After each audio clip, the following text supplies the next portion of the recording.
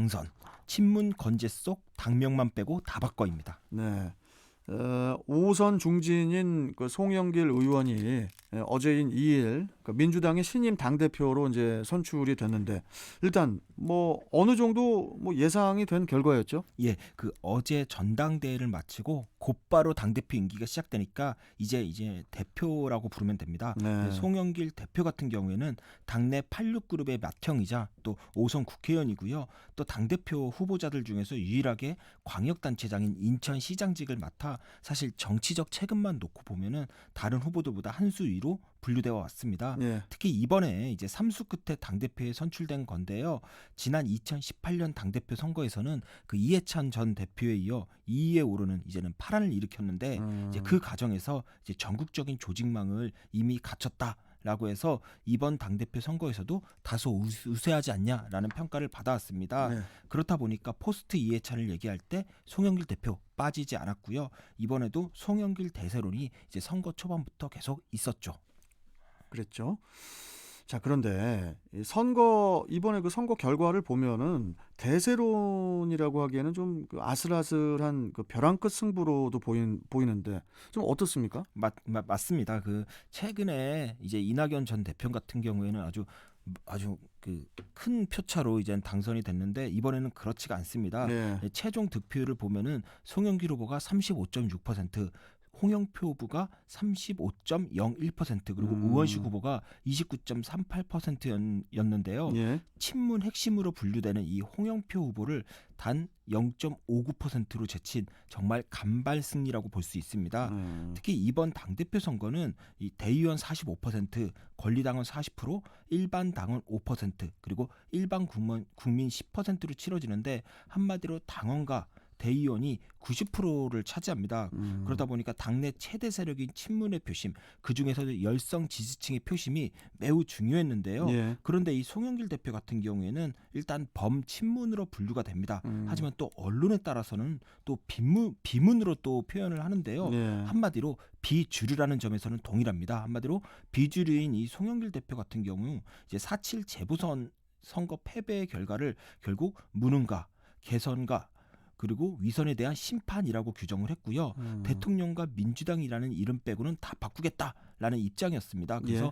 부동산 정책이라든지 또 백신 정책 같은 경우에 현 정부와 좀 다른 입장을 밝히기도 했고요. 그렇다 보니까 이제 친문 쪽에서는 다소 거부감이 있는 거 아니냐. 그래서 친문 핵심인 홍영표 의원이 사실 막판 추격전 그러니까 뒷심이 매우 무서웠습니다. 하지만 결과를 바꾸기는 좀 역부족이 아니었나 싶습니다. 신임 그 송영길 대표의 임기가 그 내년 8월까지니까 그 차기 대선에 또 지방선거까지 이끌어가는 뭐 그런 그 중책을 이제 맡게 된 거예요. 예, 큰 역할을 맡았는데요. 하지만 또 송영길 그 대표 개인으로 봐도 결국 5선에 인천시장까지 지낸 이제 정치 경력까지 감안을 한다면 이번 당대표 선출을 기점으로 해서 차차기 대선까지 노릴 것으로 보이는데요. 그런데 그러기 위해서는 무엇보다 우선순위가 차기 대선 승리가 최우선입니다. 뭐 지방선거야 대선에서 지면 뭐 당대표 자리를 유지하기 힘들기도 하고요. 그리고 유지해도 레임덕 상황이 되니까 일단 대선 승리가 먼저 우선으로 중요한 건데요. 그러기 위해서는 먼저 이재명 경기도지사나 이낙연 정세균 두 전직 국무총리와 같은 이제 민주당 내 대선 후보군의 관리도 중요하고요. 또 이 후보군과의 또 관계 설정도 물론 중요하겠죠. 그리고 일단 차차기 대권을 생각한다면 자기 정치를 통해 좀 무언가 눈에 띄는 좀 가시적인 성과를 보여줘야 하는 그런 상황이 된 겁니다. 당장 이제는 송영길 대표 같은 경우에는 이제는 변화와 쇄신을 내세워 당대표에 당선이 됐으니까 무엇보다 4.7 재보선에서 뺏겼던 이 중도층 표심을 가져와야 하는 이제 숙제를 이제 해결해야 되는데요. 그러려면 이제 친문 핵심 지지층 중심의 이 당 운영에서 탈피하는 게 우선순위입니다. 문제는 아직 당내 최대 세력도 친문이고요. 친문 핵심인 홍영표 의원과도 표 차이가 0.59%밖에 되지 않는다. 이 점이 이제 아무래도 자기 정치를 하는데 좀 걸림돌이 되지 않을까 싶습니다. 자, 그런데 이제 또 당대표 선출과 같은 날 치러진 그 최고위원 그 선거 결과를 보면은 또 친문 의원들이 또 다수 당선이 됐어요. 예, 이게 또 문제인데요. 예, 일단 친문 강성으로 분류되는 김용민 의원이 초선임에도 불구하고 1위를 기록했습니다. 이건 결국 친문 세력의 직결의 힘이라고 보면 되고요. 그렇게 총 5명의 최고위원 중 3명이 친문입니다. 한마디로 당심에 충실한 결과로 보이는데요. 그렇다 보니까 과연 비주류인 송영길 대표가 자신이 의도하는 대로 민주당을 변화시키고 쇄신할 수 있을지, 이게 어쩌면 가장 큰 문제로 보입니다. 특히 대권 국면이 되면 민주당은 이제 조국 사태에 대한 입장을, 또 국민의힘은 탄핵 사태에 대한 입장을 각각 상대 당으로부터 요구받을 것이 분명합니다. 그런데 그 부분은 이제 중도층 표심에 있어 가장 상징적인 부분입니다. 일단 국민의힘은 일부 다른 목소리가 내부에서 나오지만 지난 재보선 선거에서 이 태극기 부대와 완전히 결별하면서 탄핵의 정당성에 대해서는 좀 수긍하는 모양새가 됐습니다. 또 그게 중도층에 어필을 했고요. 그런데 아직 민주당은 조국 사태에 대해서는 강성 내지 이제 열성 지지층의 반발로 인해 이 반대 목소리, 좀 국민 여론에 부합되는 목소리를 내기가 좀 어려운데요.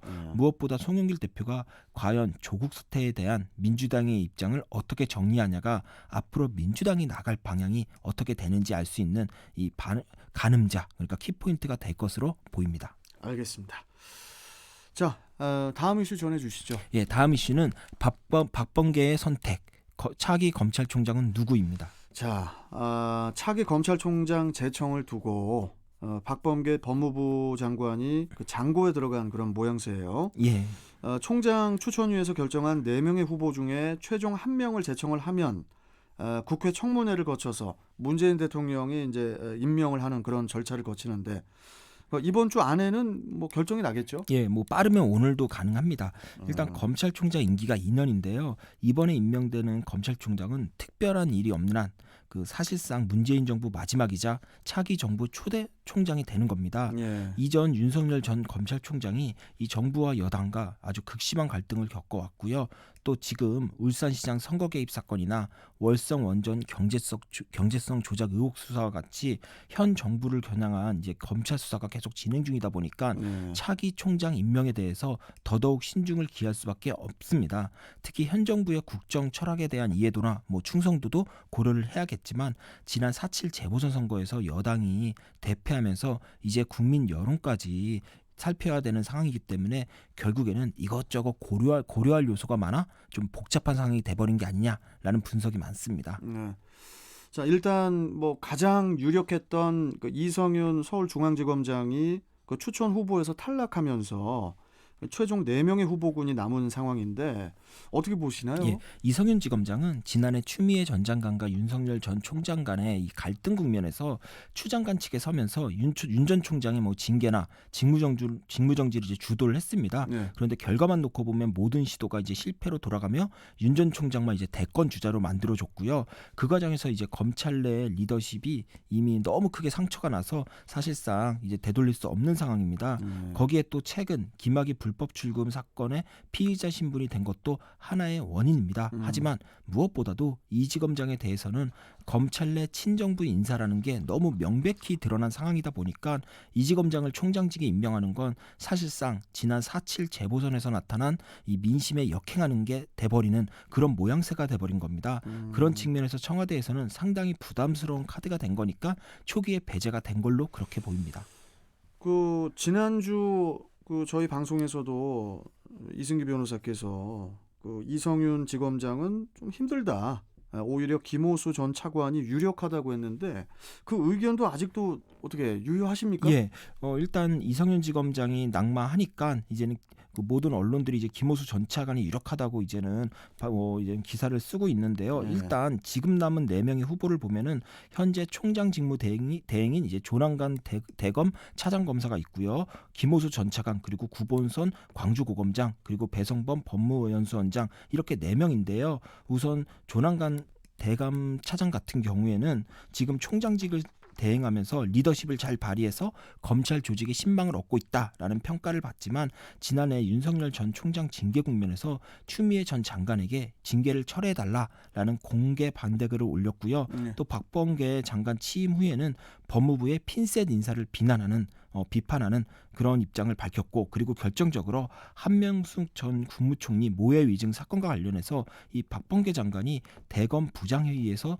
재판단해라라는 수사 지휘를 내렸을 때 이 친정부 성향인 대검 부장단에 맞서 전국 고검장단 6명을 회의에 참석시키며 관련자들에 대한 불기소 결정을 관철시키는 그런 전력이 있기 때문에 좀 힘들지 않나 싶습니다. 그러니까 이제 결국 조남관 대검 차장이 이제 총장직에 임명이 되면은 사실상 윤석열 시즌 2가 될 수도 있다. 예. 이런 그 불안감이 있기 때문에 힘들 걸로 보인다. 이런 의견이신 것 같은데, 그러면 다른 후보들은 어떤가요? 일단 중립적인 성향으로 분류되는 구본선 광주고검장의 경우에는 윤 전 총장 징계 철회를 요구하는 성명서에 이름을 올린 적이 있고요. 네. 배성범 법무연수원장의 경우에도 조국 전 장관 비리 사건과 울산시장 선거 개입 사건 수사를 총괄한 그런 전력이 있다 보니까 청와대나 박범계 장관 입장에서는 총장직을 맡기기에는 좀 불안하다라고 판단할 수가 있습니다. 네. 그에 반해 김호수 전 차관의 경우에는 이제 호남 출신이고요.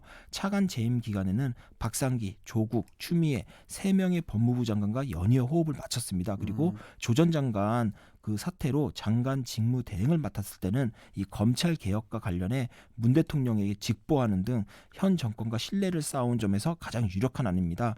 그리고 이성윤 지검장이 윤 전 총장과의 이 갈등 국면에서 친정부 성향이 너무 노출되다 보니 이 총장 임명 시 부담이 된다라고 말씀드렸는데요. 네. 김호수 전 차관의 경우에는 이 검찰 출신이긴 하지만 법무부에 몸담고 있다 보니까 그런 측면에서는 좀 여론의 눈치를 덜 살펴도 된다는 점에서 지금 상황에서는 가장 최상의 카드로 보입니다.